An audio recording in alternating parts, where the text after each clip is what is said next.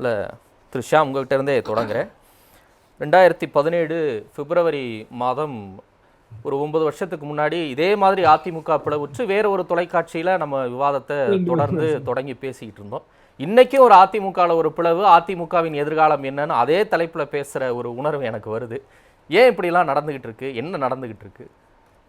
ரெண்டடிகளாக பிளவுபட்டிருப்பதில் ஒரு விஞ்ஞானமும் ஒரு ஆன்மீகமும் இருப்பதாக நான் உணர்றேன். அதாவது 2017க்கு பிறகு எனக்கு ஏற்பட்டுள்ள ஒரு உணர்வு. என்ன விஞ்ஞானம்?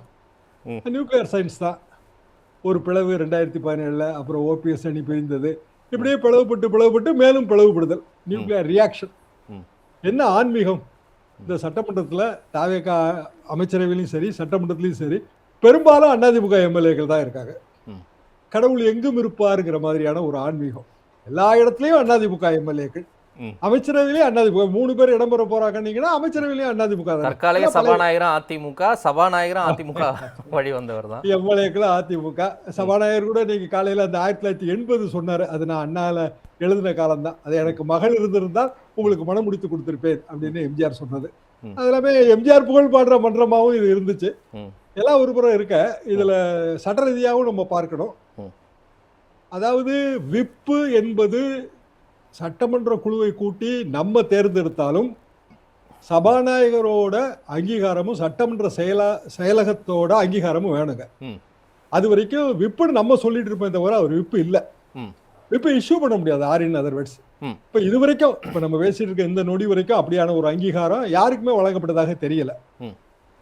ப்ராபபிலி அது ஒரு டெக்னிக்கல் பாயிண்டா கூட இருக்கும். யார் வேணாலும் யாருக்கு வேணாலும் ஓட்டு போடலாம் அப்படிங்கிற நிலைமையை உருவாக்குவது கூட ஒரு நோக்கமாக இருக்கும். ஆனா ஓஎஸ் மணியன் சொல்றாரு 47 பேரும் சட்டப்பேரவை குழு தலைவரா இபிஎஸ் தான் கையெழுத்து போட்டு கொடுத்துருக்காங்க அப்படின்னு இன்னைக்கு மத்தியானம் பேசுறாரு. அதற்கு சாத்தியம் இருக்கா, இல்ல அது போற போக்குல சொல்லப்படுவதா? அது இல்ல, கையெழுத்து போட்டு கொடுத்தாலும் மீண்டும் சபாநாயகரோட ஒப்புதலும் அந்த சட்டமன்ற செயலகத்தோட அங்கீகாரமும் வேணுமே. சட்டமன்ற குழு தலைவரை அங்கீகாரம் பண்றது சட்டமன்ற செயலகம் தாங்க, சபாநாயகர் ஒப்புதலோடு. அது இல்லைங்கிறப்ப அந்த லீகல் பாயிண்ட், லீகல் ஸ்டாண்ட் வந்து செல்லாது. அதாவது இவங்க அதிமுகவோட ஒட்டுமொத்த ஒரு அபிப்பிராயம் அது தாவேக்காவுக்கு எதிராக ஓட்டு போடுறதுனாலும் மாத்தி ஓட்டு போட்டாலும் நம்ம ஒண்ணுமே செய்ய முடியாது. சட்ட கட்சித்தாள் தடை சட்டம் வராது.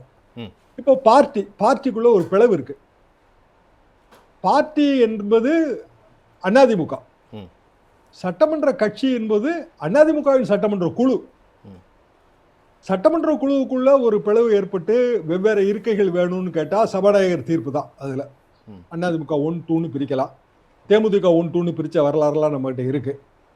ஆனா அதை அப்படியே வந்து தேர்தல் ஆணையம் அங்கீகரிக்கணுங்கிற கட்டாயம் இல்லை. காரணம் என்னன்னா, பார்ட்டி பிளவுல தேர்தல் ஆணையம் எடுக்கிற முடிவு தான் இறுதியான முடிவு.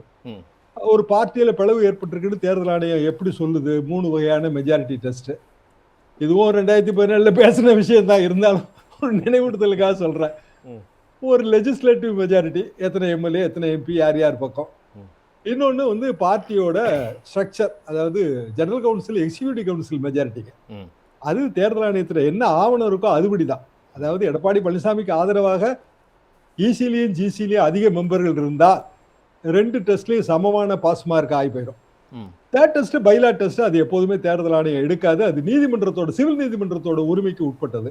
சிவில் நீதிமன்றத்துல ஏற்கனவே இருக்கிற பழைய வழக்கெல்லாம் தீர்த்துட்டு தான் இந்த புது வழக்குக்கே போக முடியும். அவ்வளவு வழக்கு இருக்கு அதிமுக உரிமை சம்பந்தமாக. நீதிமன்றமே அதுல தலை சுத்தி போய் தான் கிடக்குது. இப்படியான சூழ்நிலையில் பார்ட்டியில இருக்கிற பிளவு அது சபாநாயகரோட பிரிவுக்குள்ள வராது. அவருக்கு 4 கார்னர்ஸ் ஆஃப் த சட்டமன்ற செயலகம் தான். சட்டமன்றத்துக்குள்ளதான் 4 சோறுக்குள்ளதான் அவரோட அதிகாரம். சட்டமன்றத்துக்குள்ள ஏதாவது பிரச்சனை அப்படின்னா அவர் 2 ஸ்டாண்ட் எடுக்கலாம். ஒரு அவை சுமூகமா நடக்கணும், இது என்னோட பொறுப்பு அப்படின்னா இவங்க வந்து ஒருவருக்கு ஒருவர் முரணாக இருக்கிறார்கள், தனித்தனி இருக்கைகள் ஒதுக்கிற, அதிமுக 1 and 2 ரெகனைஸ் பண்றேன், இதை எடுக்கலாம். நாளைக்கு அவர் எடுக்க மாட்டாரு. ஏன்னா நாளைக்கு ஒரே ஒரு அஜெண்டா தான் இருக்கு. அந்த அஜெண்டா நிறைவேற்றினோட சட்டமன்றம் முடிஞ்சு போச்சு.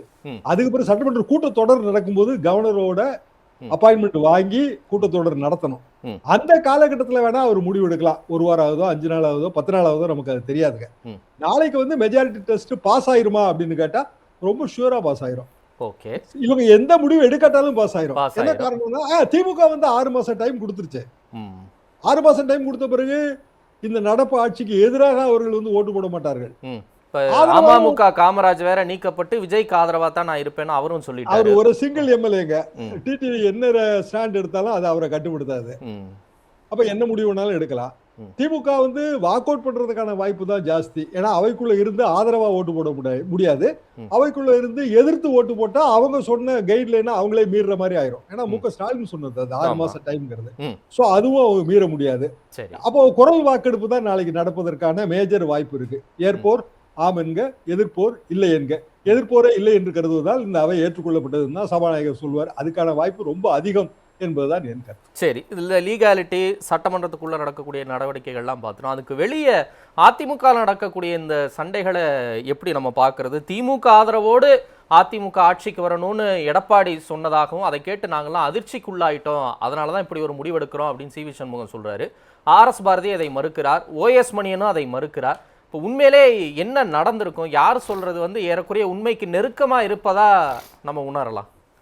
திமுக அதிமுக இணைப்பு சாத்தியம் இல்லைங்கிறதா ஆரம்பத்துல இருந்தே என்னோட கருத்து. கூட்டணியாக கூட என்ன காரணம்னா, பாலிடிக்ஸ்ல 2 பிரின்சிபிள் தாங்க. ஒரு ஆல்டர் ஈகோன்னு ஒரு பிரின்சிபிள் இருக்கு, நியோன்னு ஒரு பிரின்சிபிள் இருக்கு. ஆல்டர் ஈகோல என்னன்னா மாற்று உரு.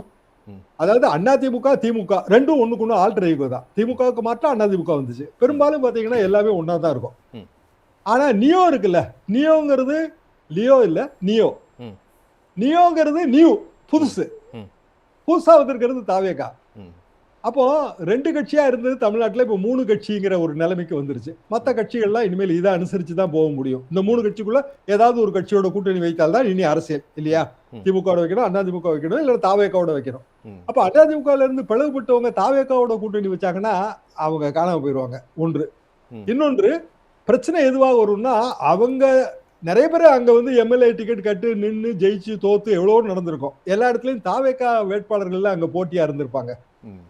அப்போ எப்படி லோக்கல் பாலிடிக்ஸ்க்கு அது அவங்களுக்கு எப்படி சூட் ஆகி வரும்? அப்போ திமுக அதிமுகலையும் இணைப்புல இதே பிரச்சனை தான் வரும். திமுகவோட alter ego AIADMK.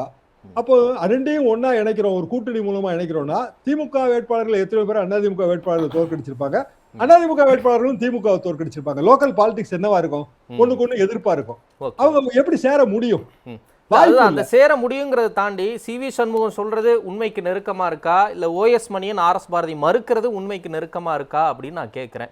CV. Shanmugam சொல்றதை நான் எப்போதுமே உண்மைக்கு நெருக்கமா வந்து ஏத்துக்கிறது இல்ல. சசிகலா அம்மாவை தேர்ந்தெடுத்த உடனே என்ன சொன்னாரு? இனிமே சின்னம்மா தான் நமக்கு அம்மானாரு. சொன்னாரா சொல்லலையா? இதெல்லாம் வீடியோ மூலமா இருக்கிறதா? இதே 2014 நம்ம பேசியிருக்கிற விஷயம் தான், பேசினதுதான். இன்னைக்கு இத்தனை வருஷம் கழிச்சு திருப்பி அவரு வேற ஒரு ஸ்டாண்ட் சொல்றாரு. அது வந்து ஏற்றுக்கொள்ற மாதிரி இல்ல. ஆர்.எஸ். பாரதி அதிகாரப்பூர்வமான திமுக செய்தி தொடர்பாளர், அவர் சொல்றதுதான் சரின்னு நினைக்கிறேன். எனது அரசியல் அறிவுக்கும் அனுபவத்துக்கும் எட்டிய வரையில் அதுதான் சாத்தியமும் கூட என்பதுதான் எனது கருத்து. எனவே சி.வி. சண்முகம் சொல்ற கருத்தை நான் புறந்தள்ளுகிறேன், மற்றவர்கள் சொல்ற கருத்தை நான் ஏற்றுக்கொள்கிறேன்.